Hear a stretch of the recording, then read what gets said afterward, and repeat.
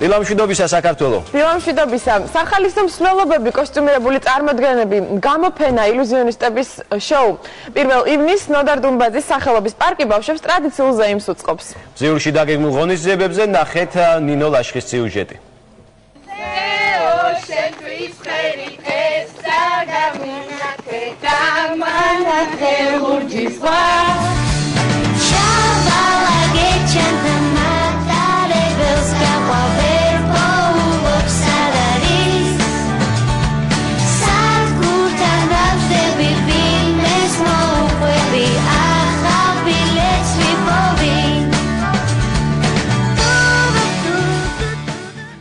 ტრადიციულ საბავშვო ფესტივალს მასპინძლობს 1 ივნისი დღე, რომელიც ყველა პატარას აერთიანებს, სხვადასხვა ღონისძიებებითა და წარმოდგენებით დაიტვირთება.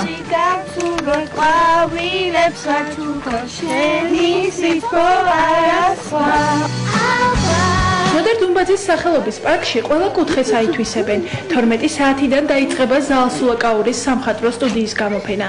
შეზღუდული შესაძლებლობის მქონე ბავშვები კი საკუთარ ხელნაკეთ ნივთებს გამოფენენ. I'm ზეიმში, სადაც ჩვენ ხედავთ მზეს, ჩვენ ხედავთ ნახატებსაც, იმიტომ ნახატებში ძალიან ბევრი მზეა. ეს ახე, როგორ ბაძავს?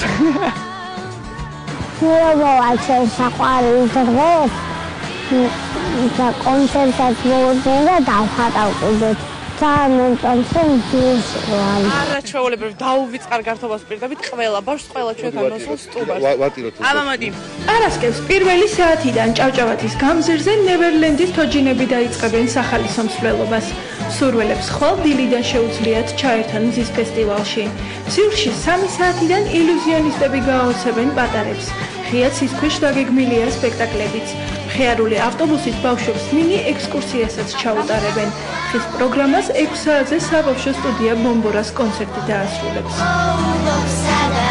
ადამიანების გონებრივი, ფიზიკური შესაძლებლობების და სოციალური სტატუსის მნიშვნელობა არ აქვს. ამას ყველას ველოდებით პირველში, ასე რომ მოდით სულ ყველა გელოდებით ბაშა ურა მრავალჟამიერ. ლევანდელი მზის ფესტივალი იქნება ალბათ კიდევ უფრო გამორჩეული, იმიტომ რომ აი ეს ტერიტორია, განსაკუთრებით ეს სცენა, ჟიურის მიმდებარე ტერიტორია, ქვედა მხარე, ზედა მხარე იქნება თავიდან ბოლომდე დატვირთული ძალიან საინტერესო ღონისძიებები.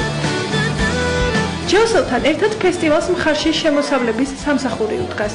მათთან ერთად კი ყველა ის ადამიანი, ვინც ბავშვთა დაცვის დღისთვის თავიანთ კეთილ ნებას ყოველწლიურად გამოხატავენ. სწორედ მათი დამსახურებაა, რომ ფესტივალი უკვე მე-7-ით იმართება. საბავშვო ზეიმს სტუმრები ამჯერადაც ეყოლება. მზის ფესტივალი წელს წეროვანისა და ზესტაფონის ბავშვთა სახლის აღსასრდელებს ეპატიჟება. სხვანაირი დამოკიდებულება მაქვს ნოდარ დუმბაძის მიმართ. ძალიან მიყვარს მისი მარადისობის კანონი.